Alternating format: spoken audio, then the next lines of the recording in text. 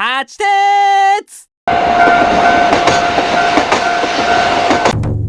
日本唯一三重のダントツなものとは？はい、皆さんこんにちは、八鉄です。今日は三重県の桑名駅からお届けします。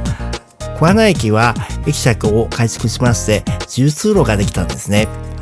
これで改札内を通らずに反対側まで行くことができるようになりました。さて今回のテーマ、全国唯一三重にあるダントツなものなんですが、実はこの桑名から出ているものなんですね。そのダントツなものはかなり前から準備が整っているのですが、ある理由から今現在も使われていないんです。今回はその謎とどういった課題があるかについて迫っていきたいと思います。それでは今回もよろしくお願いいたします。Let's go! そのダントツなものがあるのは三岐鉄道北西線です。北西線と聞いてその特徴にピンとくる方はいらっしゃると思いますが、日本で3つしかないナローゲージというものを使った路線なんですね。ゲージとは線路幅を表すもので、一般的には JR 在来線の 1067mm と新幹線などで使われる 1435mm があります。この北西線は JR 在来線よりも狭い線路幅を使っていて 762mm、センチにすると 76.2 センチしかないんですね。これを採用しているのは、富山の黒部峡谷鉄道、三重の四日市にある四日市あすなろう鉄道、そしてこの三岐鉄道北西線なんです。3つしかない中で四日市あすなろう鉄道と北西線が三重に2つもあるという、これはこれで珍しいんですが、本題はここではないんです。余談ですが、今いる場所の駅名は西桑名という駅名なんですけれども、JR などが乗り入れている桑名駅は100メートルほど先にありまして、実は駅の建て替えで桑名駅が西桑名寄りに近づき、路線を桑名駅に伸ばす必要がなくなったという話もあります。さて今回のテーマ、ダントツなものに迫っていきたいと思います。西桑名駅はもともと近鉄が運営していた路線で、今現在は三岐鉄道という会社が運営しています。会社が変わるときにリニューアルを行ったことで、券売機と自動改札機が設置されています。でも IC カードには対応していないんです。新しいのか古いのかわからんわ。さて主役が入ってきました。これが今回のテーマ、ダントツなものなんです。見た感じ小さいですし、普通な感じに見えるんですけれども、この中にダントツなものがあるんです。ダントツなものを探しに車内を見てみましょう。8鉄。車内に入ると夏場に使う冷房装置がありました。そして向かい合って座ると膝が当たりそうになるくらい狭いんです。ではダントツなものを探しに出発。おい、次や、戻って。実は運転席のメーターの上に書いてある文字、高速化が今回の鍵なんです。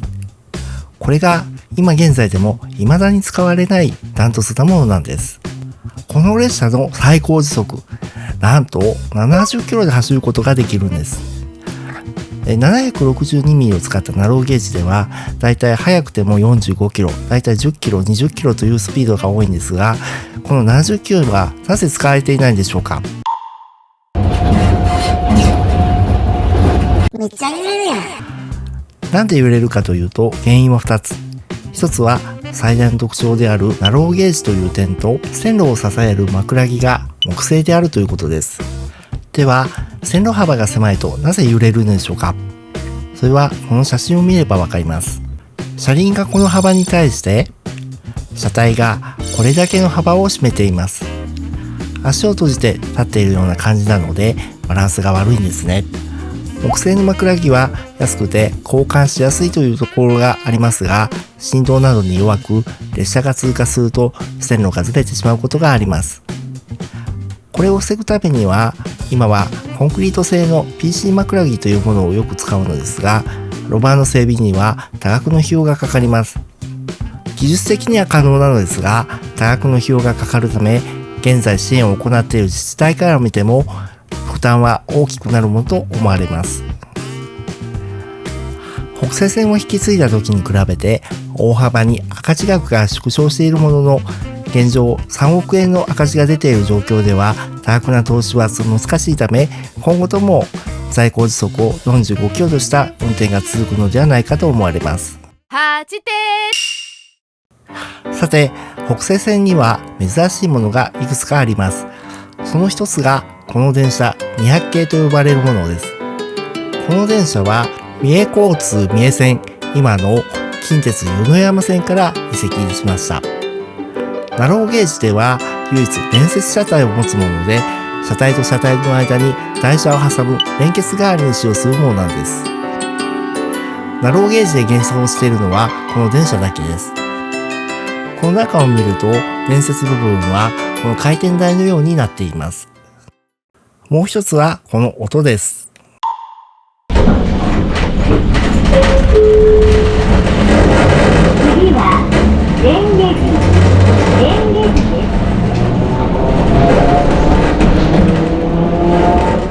す。追加系モーターってなんか懐かしく感じませんか？といったところで今回はダートツなものでありながら使われていないものの紹介でした。時速70キロで走れる能力がありながらも線路設備が追いついていないため、今でも45キロで走るというのはもったいないと思います。一つでも売りになると思いますので、可能であれば70キロ運転に向けて近づいてほしいと思います。それでは、今回の動画はここまでにいたします。